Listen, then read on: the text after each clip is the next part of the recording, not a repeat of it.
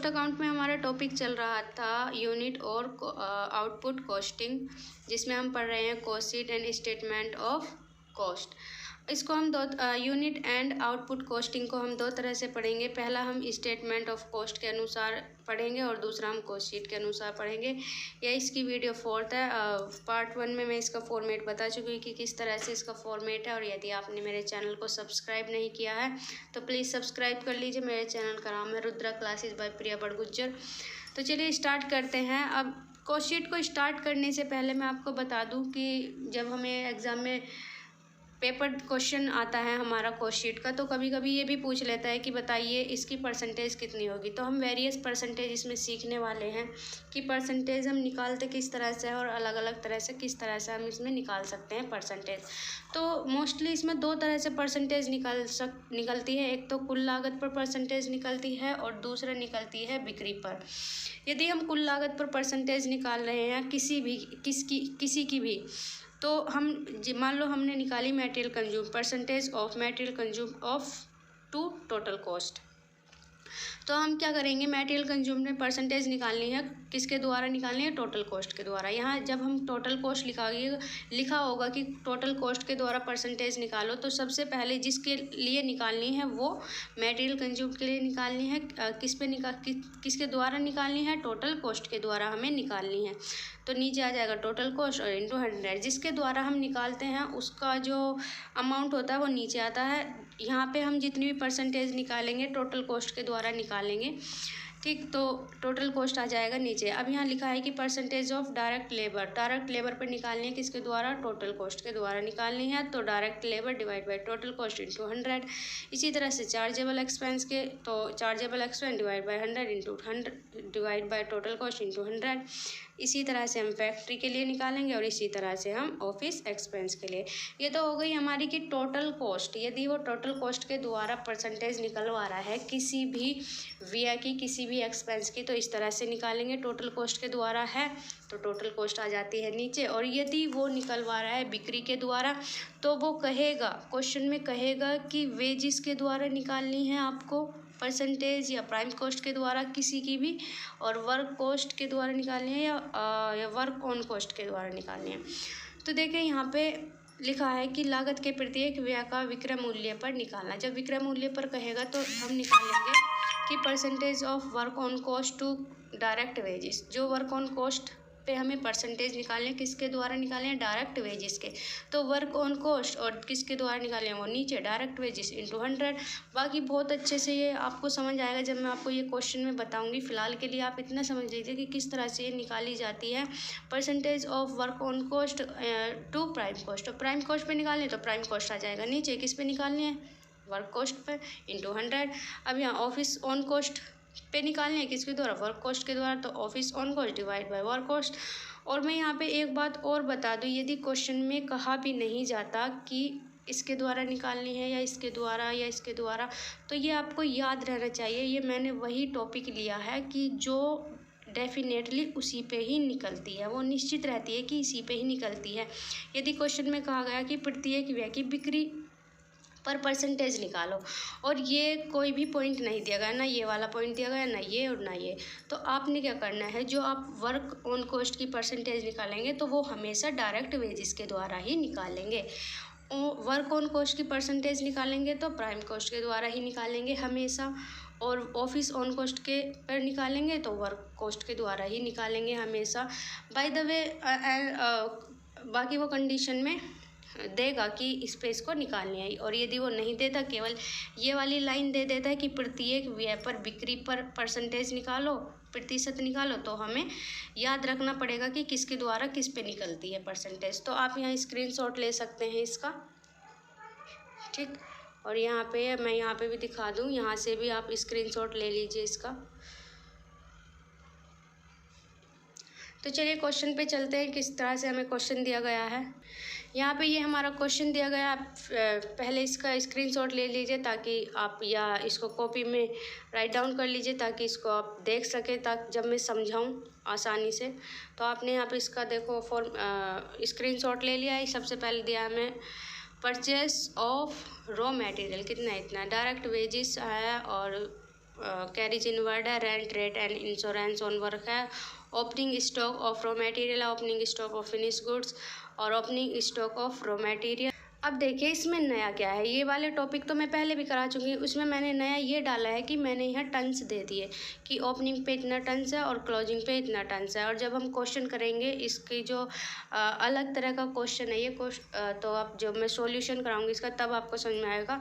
और एक पॉइंट मैंने यहाँ लिया है, देखो जो नया है पहले पॉइंटों से, कि advertisement and advertising and selling expense amount to rupees कितना, इतना पर टन सेल, और जो हमारा टोटल आउटपुट है वो इतना है टन्स वेयर प्रोड्यूस किया गया है, उत्पादन किया गया है। कितने टन्स का उत्पादन किया गया है, हमने 12,800 टन्स का उत्पादन किया है। तो सबसे पहले हम इसमें निकालें। अब देखो हमें मटेरियल भी दे रखा है, तो चलिए इसको सॉल्व करते हैं। अब सॉल्व करेंगे हम इस तरह से स्टेटमेंट, क्योंकि हम स्टेटमेंट ऑफ कॉस्ट निकालने हैं। अभी मैं केवल और केवल आपको स्टेटमेंट ऑफ कॉस्ट बता रही हूँ, कॉस्ट शीट को मैंने अभी हाथ भी नहीं लगाया है। तो अभी फ़िलहाल आप स्टेटमेंट ऑफ कॉस्ट समझिए। नेक्स्ट वीडियो में मैं आपको कॉस्ट शीट का क्वेश्चन ज़रूर कराऊंगी, और जो कि आपके लिए बहुत ही बेनिफिट होगा। यहाँ देखिए statement of cost and profit for the year ending start करेंगे इस तरह से। जो भी हमें डेट दी होगी यहाँ डाल देंगे। मान लो 2022 1 जनवरी 2022 दिया तो यहाँ डाल देंगे उसको। और यहाँ लेंगे हम पर्टिकुलर और अमाउंट, उसमें निकालेंगे मटेरियल कंज्यूम्ड। ये सब मैं बता चुकी हूँ कि किस तरह से इसको निकाला जाता है। और पार्ट फर्स्ट में मैंने इसका फॉर्मेट भी कराया है, और यदि आपने पार्ट फर्स्ट नहीं देखा तो वो देख सकते हैं। मटेरियल कंज्यूम, फिर प्राइम कॉस्ट, फिर वर्क कॉस्ट, या फिर निकालेंगे कॉस्ट ऑफ गुड्स सोल्ड, फिर से कॉस्ट ऑफ सेल, फिर सेल और फिर प्रॉफिट। तो इस तरह से हम निकालेंगे। अब मैंने ये भी उसमें बता रखा है मटेरियल कंज्यूम में कौन कौन सा आइटम आता है। सबसे पहले आता है कि opening stock of raw material. यहाँ देखेंगे कि ओपनिंग स्टॉक रॉ मटेरियल हमें दे रखा है, तो ये रहा देखो opening stock of raw material कितना है 22,000 का, तो हमने यहाँ डाल दिया 22,000। फिर हम उसमें प्लस करते हैं परचेज टू रॉ मटेरियल। ये जो फॉर्मेट है इसे याद करने की ज़रूरत नहीं है। यदि आपका ये आप डेली इसके 2 क्वेश्चन भी करेंगे तो ये अपने आप ही आपको याद हो जाएगा, रिवीजन में आ जाएगा, तो इसे याद करने की कोई ज़रूरत नहीं है। तो यहाँ परचेस ऑफ रॉ मटेरियल कितना है, यहाँ देखते हैं परचेस ऑफ रॉ मटेरियल 1,32,000, तो यहाँ हमने डाल दिया 1,32,000। और ये सभी पॉइंट मैंने लिखवा रखे हैं कि ये सब पॉइंट मटेरियल कंज्यूम्ड में ही आते हैं, बाकी उसमें नहीं आते। फिर है कैरीज इनवर्ड, तो कैरीज इनवर्ड हमें यहाँ दिया गया है, ये रहा कितने का है हमारा 1,580 का, यहाँ हमने डाल दिया 1,580। सभी को इनको जोड़ देंगे तो 1,55,580 आ जाएगा।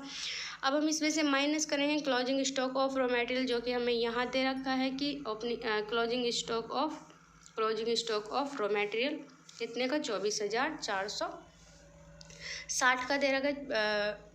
यहाँ पे 24,400, 1 मिनट की गलती से यहाँ पे लिखा गया है, ये 24,400 ही है आपका। अब क्लोजिंग मैंने पहले भी आपको बताया है, जितना ओपनिंग होता है उसको प्लस करते हैं, और जितना भी कोई भी हमारा क्लोजिंग है उसको माइनस करते हैं। तो ये हमारा क्लोजिंग है, इस वाले अमाउंट में से इसको माइनस करेंगे तो हमारा निकल के आता है ये कहलाएगा हमारा मटेरियल कंज्यूम। मटेरियल कंज्यूम निकालने के बाद हम इसको मटेरियल यूज्ड भी कह सकते हैं, मटेरियल यूज्ड या मटेरियल कंज्यूम्ड।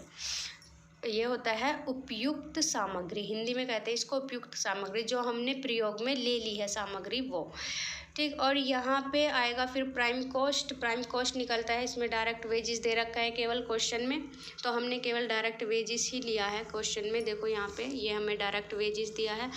यहाँ पे देखो दो तीन पॉइंट आते हैं, एक तो डायरेक्ट वेजेस आता है, डायरेक्ट एक्सपेंस आता है, और चार्जेबल एक्सपेंस आते हैं। तो यहाँ पे मुझे क्वेश्चन में केवल डायरेक्ट वेजेस दिया है, तो मैंने केवल डायरेक्ट वेजेस डाल दिया। तो यहाँ मेरा डायरेक्ट वेजेस कितना है 1,10,000 का, तो ये आ जाएगा 1,10,000। अब मटेरियल कंज्यूम में यदि मैं डायरेक्ट वेजेस को ऐड करूँगी तो मेरा आ जाएगा प्राइम कॉस्ट कितना 2,41,120। उसके बाद हम निकालेंगे वर्क कॉस्ट का भी मैं बता चुकी हूँ कि कौन कौन से आइटम आते हैं। अब देखिए यहाँ पे rent, rate, insurance on work ये दिया गया है। यदि यहाँ पे ये होता office, rent, rates, insurance on office, तो ये जाता ऑफिस वाले कॉलम में, क्योंकि ऑफिस वाला कॉलम बनता है नीचे, वर्क कॉस्ट के नीचे ऑफिस वाला कॉलम बनेगा। अब यहाँ देखिए, मैं वो जो ऑफिस कॉस्ट होती है उसे हम कॉस्ट ऑफ प्रोडक्शन भी बोल सकते हैं, लेकिन मैंने वर्क कॉस्ट के साथ कॉस्ट ऑफ प्रोडक्शन क्यों लिखा ये मैं बताऊंगी अभी आपको। लेकिन जो हमारा यदि मैं जो समझाना चाह रही हूँ उससे समझिए। Rent, rate, insurance on work दिया है, तो वर्क दिया है तो वर्क कॉस्ट के अनुसार ही ये आएगा। यदि यहाँ होता ऑफिस तो हमारा आता नीचे, हम लिखते ऑफिस में। ठीक, अब यहाँ देखिए ये हमें दिया गया है कितना, ये हमें दिया गया है 44,000। ये रहा हमारा rent, rate and insurance on work, कितना 44,000। तो हमने डाल दिया यहाँ पे 44,000। फिर हमें फैक्ट्री सुपरविज़न दिया है, जो कि हमने निरीक्षण किया था कितने का, 8,800 का। तो 8,800 हमने डाल दिए यहाँ पे, क्योंकि हमने फैक्ट्री का किया है। यदि हम ऑफिस का करते तो ऑफिस वाले में जाते। जो हम वर्क कॉस्ट लिखते हैं इसमें जो ऐड होता है वो जितना भी आइटम होता है वो फैक्ट्री से रिलेटेड होता है। फैक्ट्री का मतलब जो जहाँ हम वर्क कर रहे हैं, और ऑफिस से रिलेटेड होता है जहाँ उसकी जो अमाउंट दी जाती है वो डाली जाती है ऑफिस में। जैसे मान लो हमने रेंट दिया किसका, ऑफिस का, तो ऑफिस में जाएगा। इंश्योरेंस कराया किसका, ऑफिस का, तो ऑफिस में जाएगा। ओपनिंग स्टॉक किसका है, ऑफिशियल है, तो ऑफिशियल में जाएगा। वर्क इन प्रोग्रेस किसका, ऑफिस का, तो ऑफिस में जाएगा। लेकिन यदि कुछ नहीं कहता वर्क इन प्रोग्रेस के आगे तो वो वर्क कॉस्ट में जाता है, क्योंकि ये है वर्क इन प्रोग्रेस, मतलब कार्य जारी है। इसका मतलब होता है कार्य जारी है, उसका जो ओपनिंग स्टॉक है वो इतना था, और जब हम कार्य जारी था उसका जो क्लोजिंग स्टॉक बचा है वो इतना है। तो फैक्ट्री ये हमें दिया है कितना, 8,800। आगे चलते हैं, इसमें देखो हमें वर्क इन प्रोग्रेस भी दिया है। वर्क इन प्रोग्रेस क्यों जाता है, अब देखो वर्क इन प्रोग्रेस कई प्रकार के होते हैं। वर्क इन प्रोग्रेस, यदि केवल वर्क इन प्रोग्रेस है कि opening stock work in progress, तो वो वर्क कॉस्ट में जाता है। लेकिन उसके आगे यदि ये आ जाता है कि opening stock of work in progress related to office, तो ऑफिस में जाएगा। रिलेटेड टू डायरेक्ट वेजिस तो प्राइम कॉस्ट में जाएगा। रिलेटेड टू प्राइम कॉस्ट तो प्राइम कॉस्ट में जाएगा, या रिलेटेड टू मटेरियल तो मटेरियल में जाएगा। वो आगे लिखेगा कि किससे रिलेटेड है वर्क इन प्रोग्रेस, और यदि कुछ नहीं लिखा तो हमारा वर्क कॉस्ट में ही जाता है।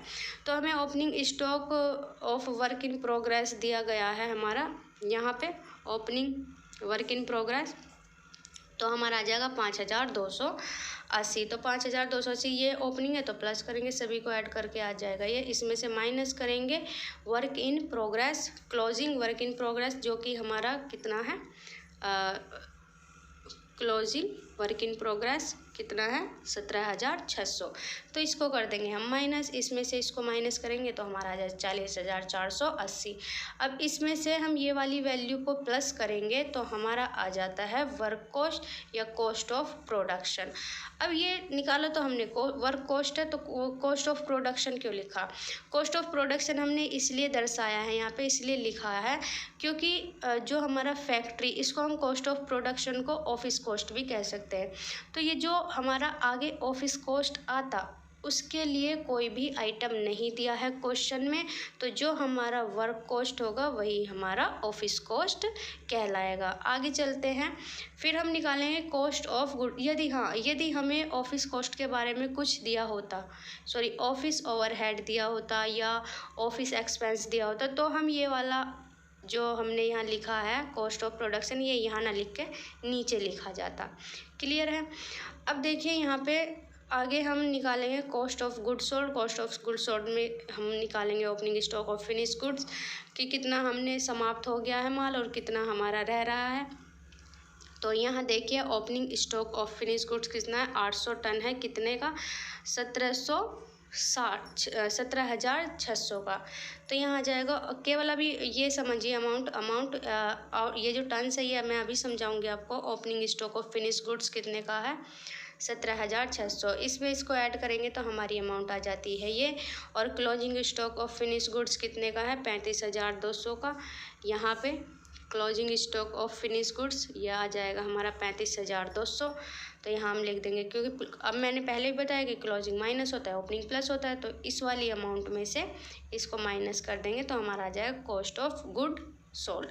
अब यहाँ देखिए सेलिंग एंड डिस्ट्रीब्यूशन ओवरहेड हमें निकालना है। ये कह रहा है कि 0.7% पर टन सोल्ड, जितना हमने टन्स बेचे हैं अब देखो कहने को तो यहाँ पे 12,800 टन का उत्पादन हुआ है, ठीक, लेकिन ज़रूरी नहीं है कि 12,800 टन ही बिक जाए, उससे कम भी तो बिक सकते हैं, क्लोजिंग भी तो बच सकता है हमारे पास। मान लो आपने 12,000 क्लॉथ्स या पैंट्स का प्रोडक्शन किया या प्रोड्यूस किया आपने 12,000 पैंट्स, और उसमें से 10,000 ही बिकी पैंट्स, तो आपके पास क्लोजिंग भी तो बचा 2,000 का।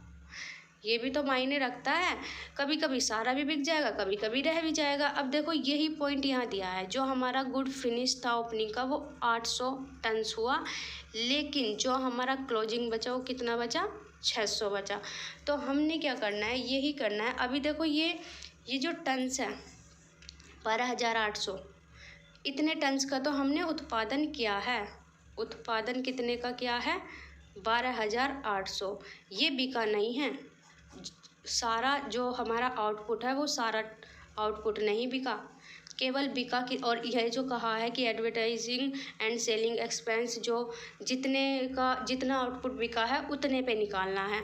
तो 12,800 पे तो निकलेगा नहीं, क्योंकि हमारा 12,800 बिका ही नहीं पूरा माल। अब वो कैसे पता करेंगे, क्योंकि हमारा क्लोजिंग भी बच रहा है यहाँ पे।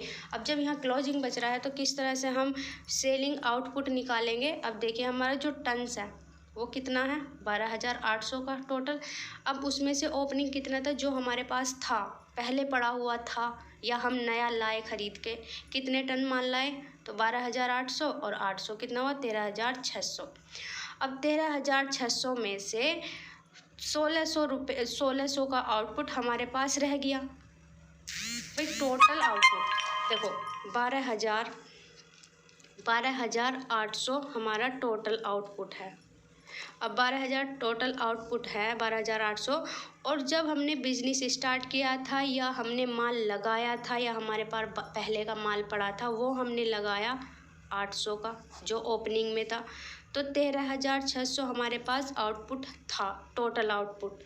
उत्पादन तो जो किया हमने फैक्ट्री में, जो उत्पादन किया वो 12,800 का किया।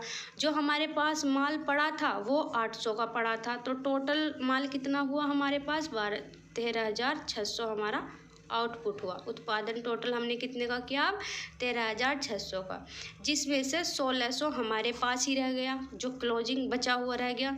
तो बिका कितना, 12,000 हमारा बिका। क्लियर है। तो 12,000 पे हम निकालेंगे इसको, क्योंकि हमारा 12,000 का कॉस्ट ऑफ गुड सोल्ड कितने का हुआ है, 12,000 का। यदि ये पॉइंट आपको समझ में ना आए, मैं आशा करती हूँ कि आपको अच्छे से समझ में आए। फिर भी यदि आपको 1% नहीं समझ में आ रहा तो आप मुझे कमेंट कर सकते हैं कि मैम इस पर वीडियो दोबारा बना दीजिए, तो मैं ज़रूर आपके लिए वीडियो बनाऊँगी। और यदि आ गया तो इससे अच्छी बात और कोई हो ही नहीं सकती। तो सेलिंग एंड डिस्ट्रीब्यूशन ओवरहेड जो कहा गया है 0.7% पैसे पर टन, कितने पे, जितना हमारा उत्पादन बेचा गया है, जितना हमने प्रोडक्ट बनाया था वो बिका है कितने, 12,000। तो 12,000 आउटपुट बिका है, तो इसकी मल्टीप्लाई 12,000 में करेंगे तो हमारा आ जाएगा 9,000। तो अब जो हमारा कॉस्ट ऑफ गुड सोल्ड की अमाउंट है ये, इसमें हम 9,000 को ऐड करेंगे तो हमारा आ जाएगा कॉस्ट ऑफ सेल, जो कि सेल की लागत है। कितने की बिकी हमारी, 2,73,000 की। अब यहाँ पे देखो ये प्रॉफिट दिया नहीं गया, ये मैंने निकाला है, ये प्रॉफिट मैंने निकाला है। हमें केवल टोटल सेल दी गई है 3,30,000 की। यहाँ देखिए ये टोटल सेल है हमारी, जो सेल ऑफ फिनिश गुड्स है। जब हमारा माल समाप्त हुआ तो हमारी सेल कितने की थी, 3,30,000 की हमारी सेल थी। अब 3,30,000 की सेल थी और जो हमारा लागत लगी बेचने में वो 2,73,000 लगी, तो हमारा प्रॉफिट हुआ लॉस। देखो जो उसे माल को बनाने में लागत लगी वो कितने की लगी, 2,73,000 की लागत लगी, और वही माल हमारा कितने का बिका, 3,30,000 का बिका, तो हमें प्रॉफिट हुआ। और वो प्रॉफिट कितने का हुआ, 57,000 इसमें से इसको लेस कर दो तो हमारा आ जाता है 57,000। कभी कभी हमें ऐसे दे दिया जाता है कि हमें प्रॉफिट दे दिया जाता है, सेल निकालने के लिए कहा जाता है। मान लो हमें 57,000 क्वेश्चन में यहाँ प्रॉफिट दे दिया, सेल ना दे के, यहाँ पे सेल ना दे के यहाँ 57,000 प्रॉफिट दे दिया, तो हमें सेल निकालना पड़ेगा। तो हम क्या करेंगे, इसमें इसको ऐड कर देंगे तो हमारा सेल निकल के आ जाएगा। भाई लागत में जितने का हमने माल बनाया है उतने में यदि मैं प्रॉफिट को ऐड कर दूँ तो मेरा सेल निकल के आ जाएगा, और यदि मैं सेल में से लागत को घटा दूँ तो मेरा प्रॉफिट निकल के आ जाएगा। तो इस तरह से ये क्वेश्चन होगा, और मोर क्वेश्चन मैं आपको कराने वाली हूँ इसके, और बहुत ही जो कि आपके लिए मोस्ट इम्पोर्टेंट रहने वाले हैं। तो यदि आपको वीडियो अच्छी लगे तो लाइक कीजिए, शेयर कीजिए, कमेंट कीजिए, एंड यदि आपने चैनल को सब्सक्राइब नहीं किया तो प्लीज़ सब्सक्राइब कर लीजिए, और इसका स्क्रीनशॉट ले लीजिए आप, और वीडियो को रीप्ले करके देखना। यदि आपको 1% समझ में आया, मैं आशा करती हूँ कि आपको समझ में ही आया होगा। Thank you.